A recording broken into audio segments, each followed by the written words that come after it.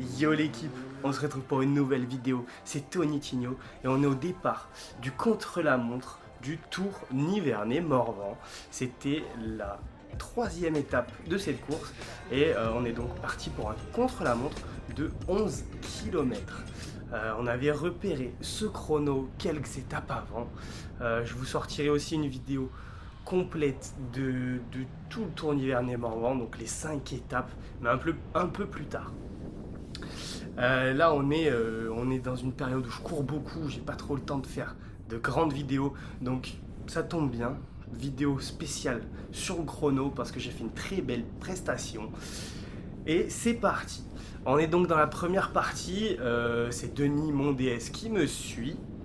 Je suis parti dans les premiers coureurs. Donc vu que c'était très tôt, les premiers virages sont humides.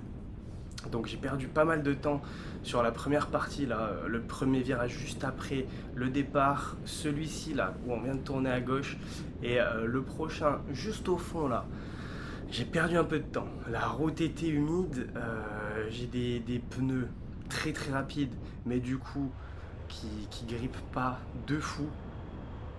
Donc c'est pas grave. C'est la première partie qui est sinueuse et après ça déroule. Là c'est bon. On sort bientôt de cette partie sinueuse. Il reste un virage, mais il se prend mieux. Juste au fond, à droite.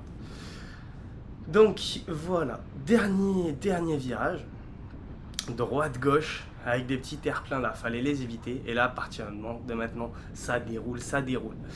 Je partais du coup dans les premiers. Je vous spoil pas, mais la veille, j'ai pas fait une très très bonne étape.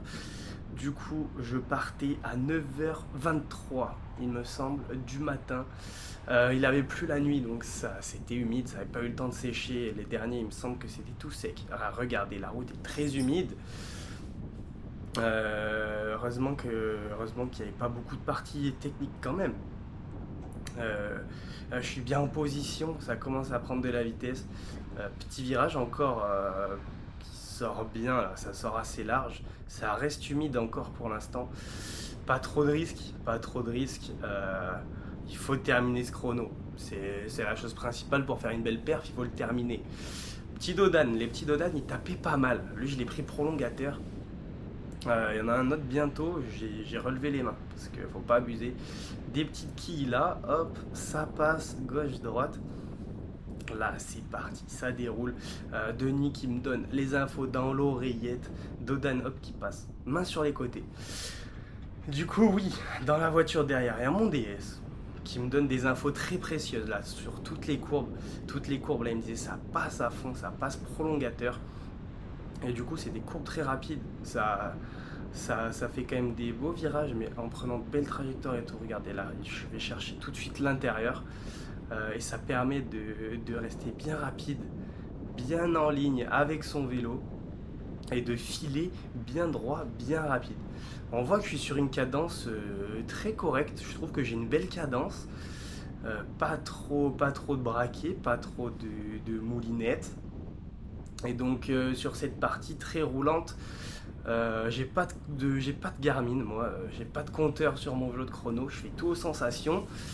D'ailleurs, j'ai pas bien l'habitude de faire des chronos. Cette année, c'était mon 4e chrono, donc ça fait pas mal. Mais les 2 dernières années, voire avant, j'avais vraiment pas fait beaucoup de chronos. Mais cette année, je kiffe. J'ai investi un petit peu dans du matériel, donc ça fonce. Et là sur cette partie bien roulante, bien roulante, ça roule à plus de 50 km/h et j'ai mis 390 watts en gros sur ces 5 premières minutes je crois. En gros 390 watts, donc j'ai regardé un peu sur la pédale mais quand même ça fonce. On voit la moto devant, Denis qui me dit d'aller chercher la moto, ça c'est une aide visuelle très précieuse, de se fixer toujours un petit point de mire à aller chercher. Du coup pour l'instant on se focalise sur la moto en espérant voir bientôt le concurrent qui est parti 1 minute devant moi. Mais là on part crescendo parce qu'on va bientôt arriver dans la bosse qui est milieu de circuit. Et cette bosse était très dure, on l'avait reconnue la veille non, on l'avait reconnu en arrivant, donc 2 jours avant. Et Et j'avais vu qu'elle passait pas du tout plateau. Moi en plateau j'ai un 56, donc pas non plus gigantesque par rapport aux vrais spécialistes de chrono. Nouvelle courbe qui passe très bien, tout prolongateur, tout bien posé, tout aéro, la tête rentrée, le casque dans les épaules, ça fonce. Toujours plus de 50 km/h ici, bien posé sur le vélo. Je vous parlais de la bosse, on va y arriver. Là, ce virage, d'ailleurs sur la reco, on n'avait pas pu le prendre comme ça, là à gauche du terre-plein, on fait le tour. Et du coup, ça, première fois que je le prenais comme ça, je ne l'ai pas pris trop vite non plus. Là, j'ai essayé de faire une belle relance, sans mettre toutes mes cartouches d'entrée, parce que là, la bosse, très très dure. 14% de moyenne dans le passage difficile, c'est assez court depuis le virage tout en bas jusqu'en haut de la relance. Il me semble que le com il est en 1,30. Le meilleur temps de la journée ça devait être 1,30 ou 1,29, quelque chose comme ça. Donc là je galère un peu à passer mon petit plateau. Faut savoir que c'est un bricolage pas possible, parce que j'avais cassé ma patte de dérailleur en début d'année. Mais petit bricolage, et du coup le plateau il passe pas bien des fois. Mais c'est pas grave, je me suis pas affolé, j'ai fait attention. Et là tout en danseuse. Je m'étais dit tout en danseuse jusqu'en haut. Moi de toute façon je jouais plus de place pour le général. Donc je me suis dit pas grave, si je passe à travers de mon chrono c'est pas grave. Mais j'hypothèque tout dans la bosse, je mets tout, je garde rien. Donc là, j'essaye de monter le plus vite possible, je monte à fond. Là, c'est tout plus de 500 watts. Je crois que j'ai mis 450 watts de moyenne sur 1 minute 40 de la bosse. Donc toute la partie dure, c'est plus de 500 watts. Là, je m'étais rassis un peu, mais pour la bascule, hop, je refais tout en danseuse, toujours sur le petit plateau.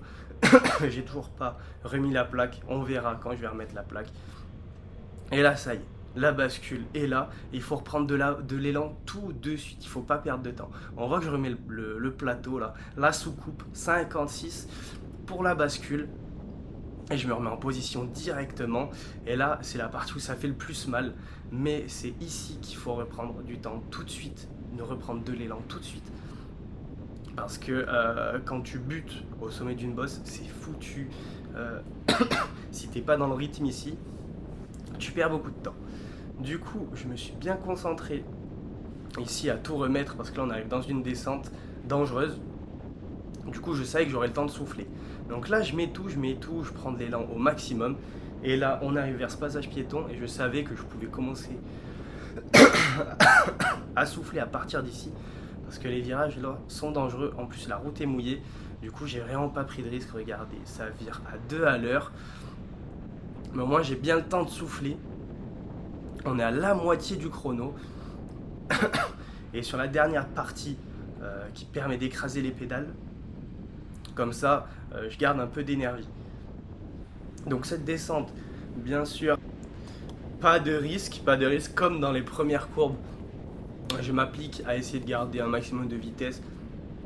Mais sur les routes humides comme ça, c'est la première fois que je roule les routes humides avec ces pneus. Donc pas de danger. La nouveau terre-plein qu'on n'avait pas pu faire à la reco en passant à gauche. Mais je prends quand même une belle courbe. Et là, je me relance au max. Déjà posé sur les prolongateurs. Mais j'ai fait une belle relance. Je me suis bien remis dans le rythme tout de suite. Et là, c'est parti. On arrive dans la partie la plus rapide du chrono. Malheureusement, il y avait vent défavorable. 5 derniers kilomètres. On est dans les 5 derniers kilomètres. Du coup, on a déjà fait 6 kilomètres. Là, on traverse ce petit village. On va aller bientôt chercher un virage à droite. L'avant-dernier virage de ce chrono. Donc sur les 5 derniers kilomètres, il n'y a que 2 ou 3 virages. Et là, ça plonge un grand coup. Et là, à fond. Route très très cassée ici. Donc on avait bien regardé où passer. Un petit dodan qui a bien secoué ici. Et juste après, on a un rond-point. Là on arrive très très très vite sur un rond-point, presque 70 à l'heure ici. Rond-point pavé, et là je prends une très belle trajectoire, un peu tout droit mais à droite du rond-point pour éviter au maximum les pavés. Et là regardez, on arrive à fond sur cette petite bascule, quasi 80 à l'heure. J'ai pas pu vous mettre les données, donc désolé, mais là j'avais pas le temps. J'aurais pu le faire avec l'ordi d'un pote, mais j'ai pas pu. Et du coup, petite bascule, 4 km de l'arrivée, on vient de passer la pancarte et on reprend de l'élan à fond, à fond, à fond, tout en gardant une belle trajectoire tout à gauche de la route pour couper au maximum le virage. Et là, petit à petit, mon DS me dit que je suis en train de rattraper le type parti 1 minute devant moi. Du coup, ça, mentalement, c'est incroyable. Route dégueulasse ici. Donc je peux vous dire que ça secoue un grand coup sur les prolongateurs, surtout à la vitesse où ça va ici. Là, c'est une partie où j'ai réussi à reprendre pas mal de temps en gardant la vitesse, là même sur ces routes pas ouf, sur ces routes bien cassées. Le Dodan, là, je prends pas de risque, je le prends main sur les côtés, je me remets prolongateur pour ce virage parce il se prend à fond. Et là, on arrive sur la pancarte des 3 derniers kilomètres. Donc là, 3 km, je sais que c'est bientôt la fin, qu'il faut rien lâcher. Je sais que je suis dans un bon temps. Je sais que pour l'instant, je suis premier au temps intermédiaire, les gars. Donc premier au temps intermédiaire, je suis en train de rattraper quelqu'un. Je me dis, let's go, je fais un chrono impeccable. Et la dernière courbe à gauche, elle, j'avais repéré qu'il y avait une grande flaque. Regardez, c'est tout humide, flaque à gauche. Mais je le prends quand même bien. Je le prends bien sans prendre trop à l'intérieur, donc j'ai évité ça, j'ai évité la flaque. Petite relance, je me remets dans le rythme, je me remets sur les prolongateurs tout de suite. Et là, on reprend de la vitesse le plus vite possible. On se remet dans le rythme, vent de face, mais c'est pas grave, on est là. On est quand même à plus de 50 à l'heure. Ici, dernière ligne droite, donc de presque 3 km. 52 à l'heure de moyenne, un peu plus. Et les gars, 434 watts j'ai mis sur un peu plus de 3 minutes ici. Donc ça a foncé à fond. Là, je rattrape bientôt les véhicules devant moi qui sont en train de suivre le coureur qui était parti 1 minute devant moi. Donc hop, je me décale au dernier moment. On passe la bande des 2 km. Et là, voilà, on voit la différence de rythme entre ce coureur et moi. On voit que ça fonce un grand coup. Donc là, je lui mets un flingue. C'est très très rare. C'est que la deuxième fois que je mets un flingue à quelqu'un sur un contre-la-montre. Le dernier à qui j'avais mis un flingue comme ça, c'était Elliot Pochard en junior. Et là, c'était beau. Là, très beau dépassement. Regardez, j'ai pris une longueur, un boulevard tout de suite. Je finis très très fort. Là, ça roule à presque 450 watts, j'allais dire. Presque 450 watts dans le dernier kilomètre. Et là, on est presque à 55 km/h ici. C'est un peu plus abrité. Il y avait quand même des petites rafales et tout qui me décalaient. Mais on est sur un très beau chrono. Du coup, je voulais rien lâcher. Je me suis fait très très très mal. Borne du kilomètre. Et là, je me faisais mal. Là, il y a Denis qui me poussait dans la voiture, il me poussait, il m'encourageait pour que je réussisse à tenir ce rythme jusqu'à l'arrivée. C'était très dur, hein. Une ligne droite comme ça de 3 km pour finir le chrono, c'était très dur. D'ailleurs, aujourd'hui, quand la vidéo sort, jeudi, c'est le contre-la-montre des championnats de France. J'espère que un de nos joueurs, Mathias ou Max, sera champion de France. Nous, demain, on a le championnat de France route. Ça va être incroyable, très beau parcours. Mais là, on est bientôt sur la fin de ce chrono, les gars. J'espère que vous kiffez. Et je vais prendre le premier temps intermédiaire. On est donc à 300 mètres de l'arrivée. Je suis au sprint, toujours en position sur mon vélo. Je vais pas me relever. Je fais tout à fond en position aéro pour aller chercher le meilleur temps intermédiaire, la meilleure place. Et là, mon directeur sportif va dans la déviation à gauche, mais moi je passe la ligne. Pan! Meilleur temps intermédiaire, les gars, incroyable. C'est la première fois de ma vie que je suis meilleur temps intermédiaire. À la fin de mon chrono. Et du coup, je termine ce chrono à la 6e place. 6e place, donc c'est ma meilleure perf de l'année et c'est ma meilleure perf en chrono en élite. C'est incroyable. Donc 6e. J'espère que vous avez kiffé ce chrono, cette petite vidéo tranquille comme ça.